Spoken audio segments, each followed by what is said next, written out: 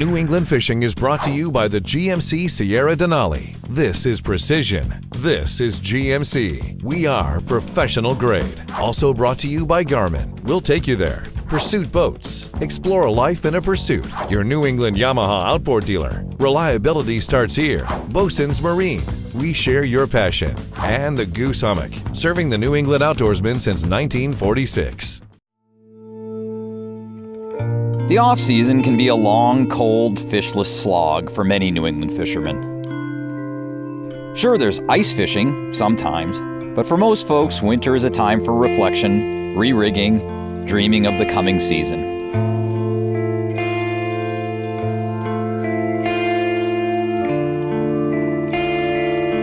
Or sampling the fishing options in warmer places.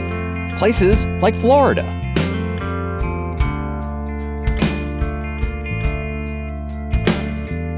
That's where I found myself in early April, joining the throngs of like-minded snowbird anglers who migrate to the Sunshine State. After landing in Miami, I rented a car and headed further south to the Florida Keys, more specifically, the island of Islamorada.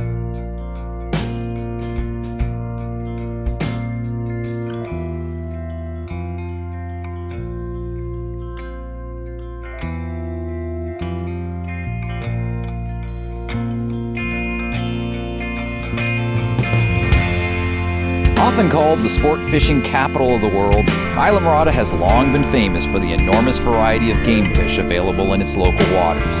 There's always something to catch here, as I hope to discover on a trip aboard the brand new Pursuit S328 with Pursuit marketing manager David Glenn and Captain Bill Harbaugh, who are waiting for me at Caribbean Marine.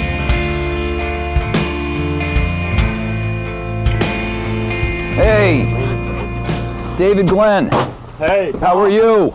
Good. Good to see you. Nice to see you, man. Again. Yes. This is Captain Wild Bill. Wild Bill. Oh, I've heard a lot. I got something I got to live up to. I've heard a lot about you, man. Bill Harbaugh, Tom. Nice to meet you. Nice to meet you. I'll take that for you. Excellent. If you were to put Islamorada on a map and take a 50-mile diameter circle around Islamorada, the number of species that you can catch in that circle will rival or surpass anything else in the world. You know, from the peacock bass in the Everglades to the snook to the tarpon, all the shallow water stuff, right on out to the swords and the blue marlin, and every species, there's a better place in the world to go catch that species. But to be able to catch all of those things so close to home. My wife and I moved to Hawaii. We fished in Kona for a year. We came back here because of the variety. You know, it's really second to none in my mind. Of course, caught my first blue marlin out here, caught my first world record as a deckhand out here. My wife's caught a fair amount of world records here. I love those big mutton snappers. I just feel a certain reverence for them. I honestly don't know if there were more fish then and fewer fish now. I just believe that the pie is divided up more. There's more pieces to the pie now than there were back then. We got a larger slice back then because there were so many fewer boats. There were so many fewer people fishing. So we caught more because there were fewer of us. And I feel like if I don't learn something every day, I'm not paying attention. You know, we learn those little details as we go along. But yeah, the alarm clock goes off, I don't have to hit the snooze button. It's always ready to roll. Excellent. Right. So how's it, so you guys got some mahi the other day? We caught some decent dolphin yesterday. Yeah, nothing too big. I'd say the biggest one, probably 12, 13 pounds, something like that. Uh-huh. But some nice sized schoolies. Yeah, that's great. And was there a whole bunch of them out there? No, little dribs and drabs. Pretty typical this early in the season. We normally won't see the big packs until we get into the hot water, into May and June, then we'll start seeing the big groups of them. Uh-huh. But typically early on, it's little bunches, can be mixed sizes. Yeah, but not the big packs of them, the big hundreds of fish in a school, not till we get into the summer. Mm-hmm. We're kind of on the, we're in shoulder season now, so it's peak time for nothing, but we could find just about anything. You never know, right? Yeah, we'll get some good days of sail fishing in April. We'll get some good days of dolphin fishing. The big mutton snappers are just starting to stage off the reef to come in and spawn in the summer. We'll catch some black groupers. We can't keep them until we get into May. It is grab bag season. Yeah. Spring and fall grab bag season. How about cobia? Yep, that's another one on the list. Yep. Now, will you see those out by the reef? We can as see well as the them, wrecks? We can see them tailing. I caught one day last week in 260 feet of water on the bottom on a little ledge. So you never know. That's why we carry so many rods and so many different kinds of bait is you never know. With seas forecasted 6 to 8 feet, I was less than optimistic about our chances at scoring fish of any kind. However, I should have known better than to doubt our skipper.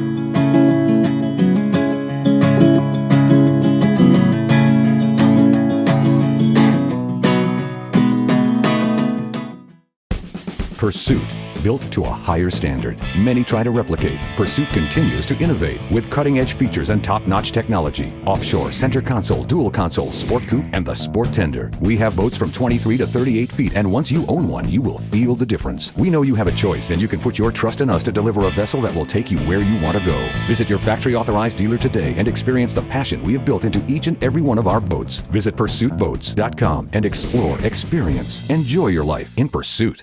When you're moving a big offshore boat, it's all about thrust and trust. For thrust, nothing compares to the Yamaha purpose-built 5.3-liter V8 Power Pioneer.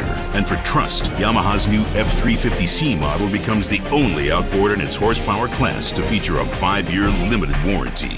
Never settle for less than complete confidence and control in the open water. That's Yamaha V8 Power. Get the best and forget the rest.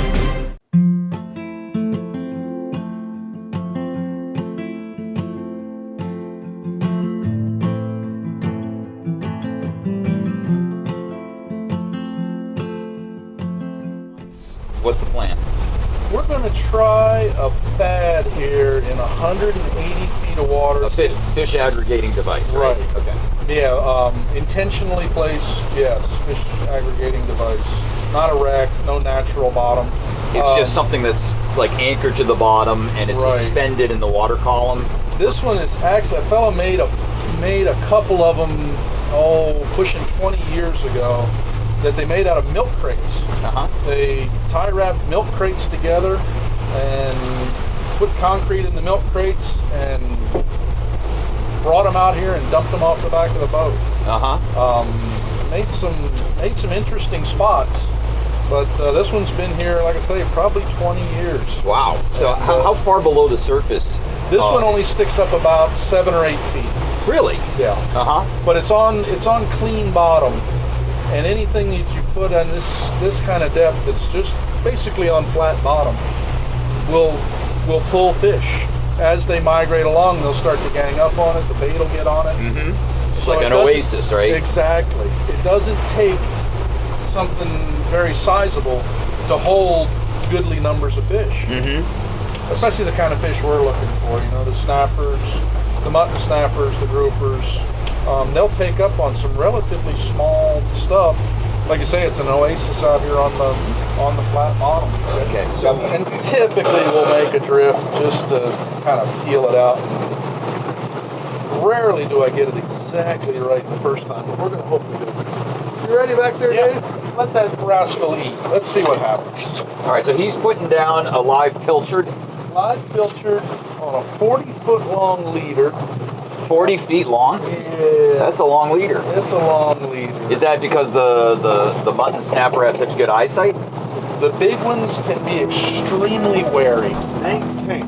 I'm thinking pink. You see the rhythm of the rod now as the boat goes back and forth. Yeah. Anything different than that rhythm is a bite.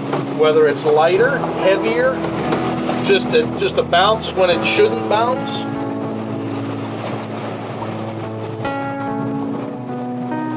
Like there you go. There you go. That's Yeah. That was on. Go ahead and pick her up. That was on. All right. There you go. They're biting. That's half the battle. Yeah.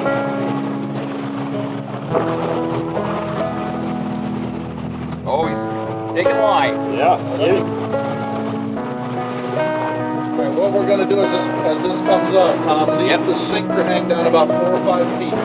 Bring it right to David's hand. Okay. David's going to grab the lead and give you the lead. Okay. You hang on to the lead, David will pull the leader. Gotcha. There we go. Now this leader. One more Right. thing. Come on back. Come on up. Got it. What do we got? It's a mystery. Something good. It is Mr. Grouper, I think. Oh, it's a grouper. Grouper. Right here? Wow. Check that out, man. Beautiful. Are they pretty hard? Very. Yeah. Oh, yeah. All right. Our primary sea beasts are the stingrays and the sawfish, and sometimes we just hook them, and it's just a slow pull on the drag. It's definitely alive, and there's nothing you can do about it. And you also have big grouper down there that'll take us. If you hook a jack or small mutton snapper, it'll come up. Like these grouper will actually eat the fish that you're fighting. Yep. We have the Warsaw groupers in the deeper water that can get up to 300 pounds. We've got the jewfish out to about 170 feet or so, and they can get up to 500 and 600 pounds, and they're not shy. And it doesn't take a small mutton snapper for them to eat. We see them eat regulation size muttons and black grouper, but they won't eat that jack. They'll always let you catch that jack. They seem to like to eat the same things that we like to eat.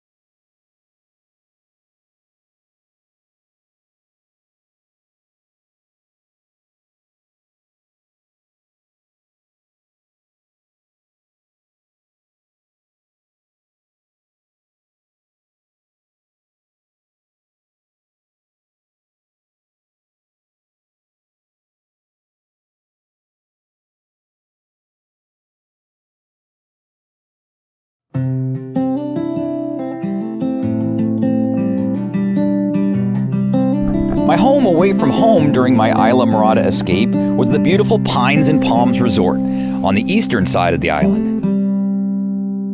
With its pastel painted cottages and buildings set amid rustling palms and flowering tropical plants, Pines and Palms harkens back to an older Florida Keys. The intimate resort comprises clean, comfortable, well-appointed housekeeping rooms, cottages, and villas, and offers kayak, SUP, bike, and fishing gear rentals, as well as a poolside bar. There's also a launch ramp and trailer parking for boating guests, and free tie-up along the resort's 2 oceanside piers. Oh, and the staff couldn't be friendlier. If you're looking for a great home base for a fishing and family vacation, this is your spot. So, Bill, tell us about the tackle they were using for the mutton snapper. Lightweight Shimano reel, 20 torium, 30-pound braid, light-tipped rods. Typically, when we're mutton fishing, if we're grouper fishing, we go to heavier stuff. But for what we were doing, the lighter rod seems to set the hook a little bit easier.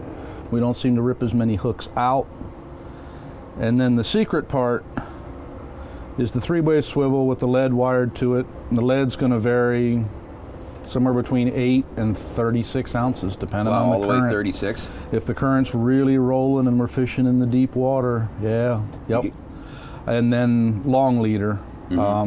40, did you say it was like 40 feet? Yeah, typically we'll start with about 40 feet of 40-pound fluorocarbon. The bigger muttons are very shy about hardware. They don't like to be around that lead, the swivel. You know, she's a fish she might be 10 years old, and she's seen a lot of her compadres go up and not come back. And I honestly think they learn, and they just are very, very shy fish. Yeah. There's times when we'll go to 80 foot a leader to get them to bite. Oh my, yeah, 80 feet a leader. Yep. So when you're attaching that sinker, I noticed you used like electrical wire. What's the reason behind that?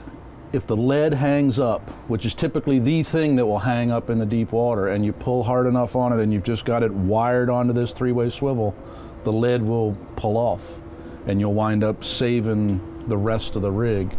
Yeah, and it makes it easier to change the weight if the current picks up, current drops off. If you guessed wrong, you can just unwire it and stick another one on. No knots to tie. Yeah, just plastic coated copper wire. Yeah, great. And what size hook and type of hook do you use typically for muttons? We kind of go back and forth between a circle hook and a J hook. Depends on the size of the bait, whether we're using pilchards, whether we're using pins, but somewhere between 5.0 and 7.0. And we use, like I say, 50% circle hooks and 50% J hooks.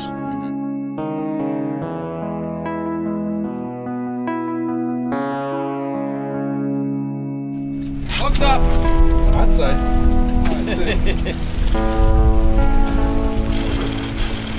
Oh, there we go. Yeah, you can go ahead, Nate.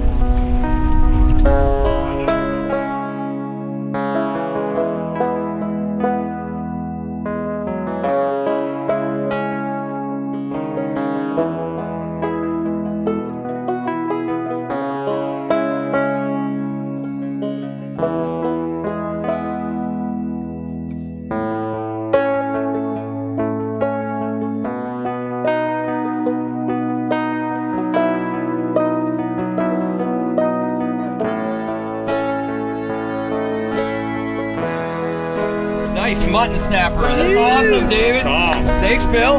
Good fish, Bill. Thanks for putting us on it, man. That's the biggest mutton snapper I've ever That caught. thing is beautiful. Look at those colors. Yeah. Now, we're going to eat that thing? I think we might. I think that one's going in the box. Oh, man, I'll tell you. Ask Captain Bill if he wants it in the box or not. Yeah. Oh, that's nice. So, Well, we got one. We did it. That's great. making it happen. Let's get another one. All right. I like that idea. Cool. All right, let's put him in the box. Yeah. Beautiful. Yes! That is a beautiful fish.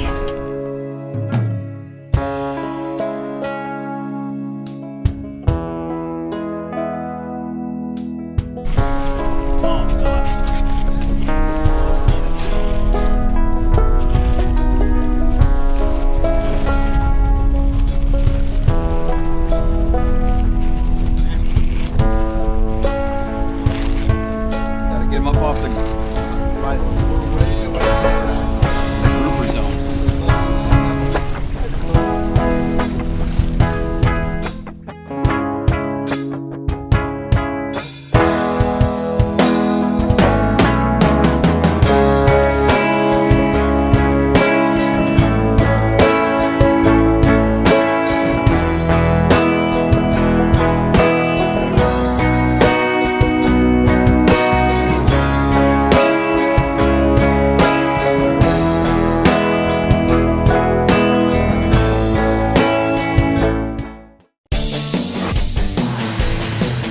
One of the biggest headaches in trailering is getting the hitch ball to line up with the trailer coupling. Now, over the years, plenty of inventions have come along designed to help solve this problem, but nothing beats the backup camera system on the GMC Sierra Denali. The big screen on the Sierra's dash allows you to see the trailer ball and coupler precisely, allowing you to hitch up your rig on the first try. The backup camera system is just one more clever feature on the GMC Sierra Denali, designed to make trailering easier so you can have more fun on the water.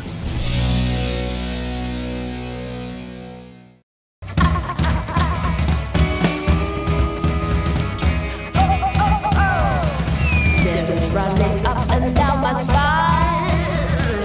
Got me crazy, feeling mighty fine. When I scream, I wanna shout. You may ask me what's it all about. Catch a memory you'll never release. I got one. Show us your first catch. Learn more at takemefishing.org. He's beautiful.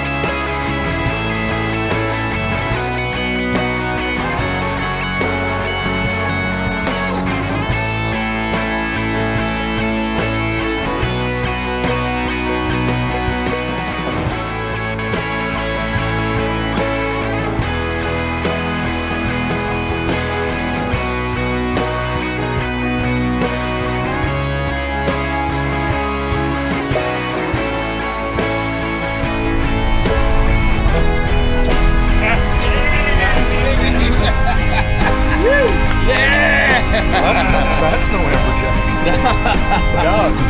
That's a good way to do it, huh? That's a beauty right there. That's a beauty. Yeah, but for him to say that, it's gotta be a good one. That is a beauty. All right, man. Oh, that is a beauty. What a Look at gorgeous that. fish. Sweet. Oh, man. What a gorgeous fish, Tom. Spectacular. Yep, that's great, man. Fantastic animal.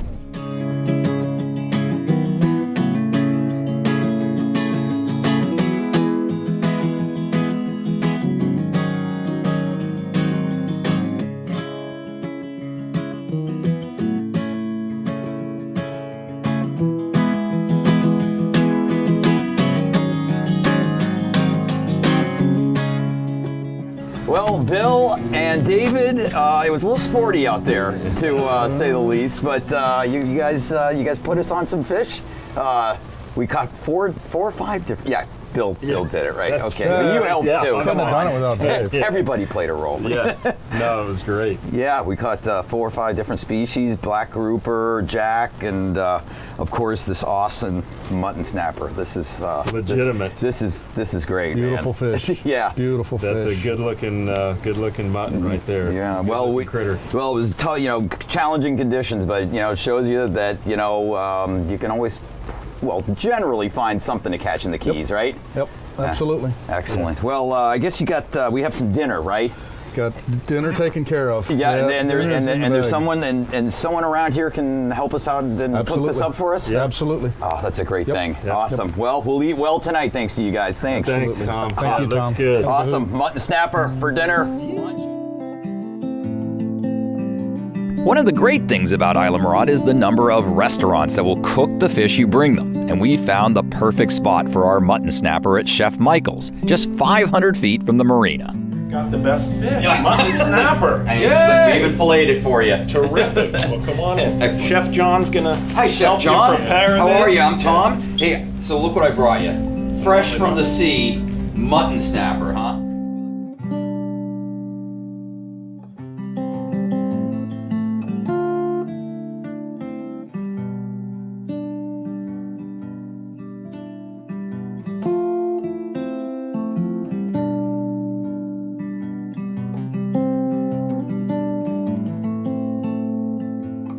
That is fantastic.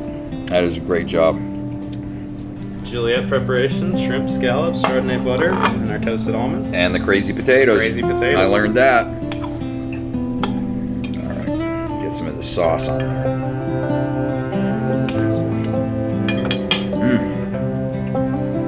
Well, John, thank you so much. No problem. You did a great job, man. Glad you enjoyed everything. This is a great way to end a fantastic Florida Keys fishing trip. Oh yeah, couldn't have it any other way. Bring your bring the stuff to Michael's, right? They'll do you right. Bring your fish to Michael's. Bring your fish. Well, that's a wrap on another action-packed episode of New England Fishing. To learn more about fishing in this great part of the world, be sure to check out newenglandfishing.com, where you can access loads of articles, recipes, videos, gear and boat reviews, and much more. And don't forget to order your copy of New England Fishing Magazine, a big, bold, glossy publication packed with articles that'll help you catch more and bigger fish all year long. Until next time, I'm Tom Richardson for New England Fishing. Thanks for watching.